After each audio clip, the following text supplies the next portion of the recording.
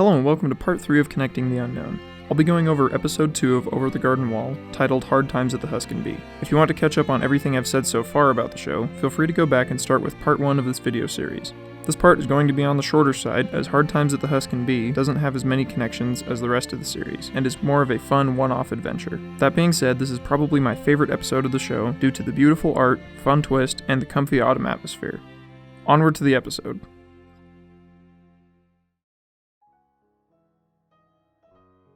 It's almost morning.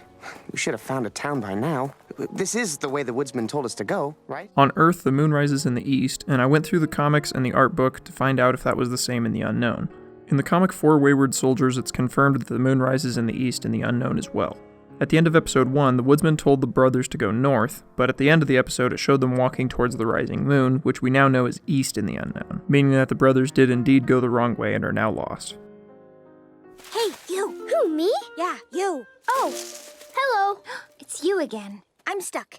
Help me out of here and I'll owe you a favor. Later, when we find out Beatrice's motivation in episode 6, it's pretty obvious that she stuck herself in that bush so she would have an excuse to follow the brothers around. Whoa, I get a wish? No, not a wish. I'm not magical. I'll just do you a good turn. Can you turn me into a tiger? No. I just said I'm not magical. It doesn't have to be a magical tiger. Greg makes a similar request to the evil spirit that is possessing Lorna in episode 7. Oh, I command you to The spirit compels me. transform into a magical tiger. Now, huh? What the? This was the first moment I realized Wirt had mismatched shoes. This is not an animation error, it's actually intentional and is even explained in the Over the Garden Wall comic Round the Old Pear Tree. Go check it out if you're interested. The town here is completely empty because all of the residents are in the barn celebrating the harvest.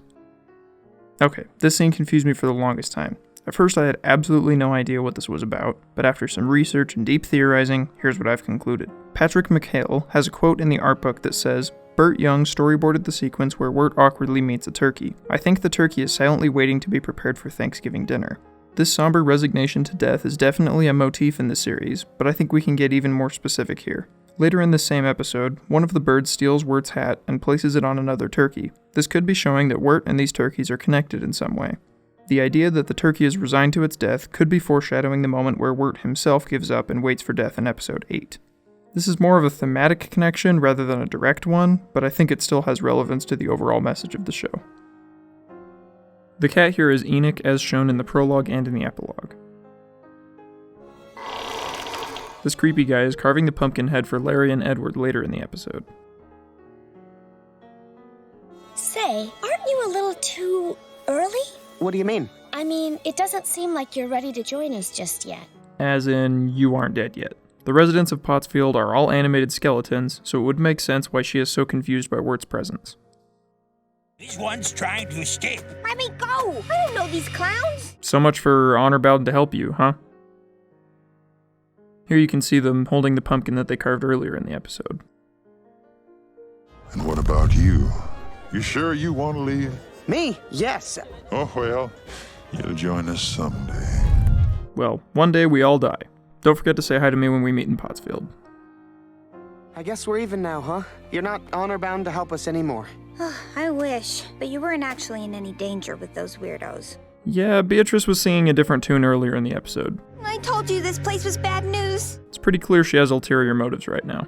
And that does it for episode 2 of Over the Garden Wall. Thank you for joining me, and if there were any connections you didn't know beforehand, let me know what they were in the comments. That's my favorite part about making these videos. If there's anything else you'd like to bring to my attention, let me know in the comments and I'll be sure to look into it. I hope you enjoyed this part, and we'll see you next time when we discuss episode 3.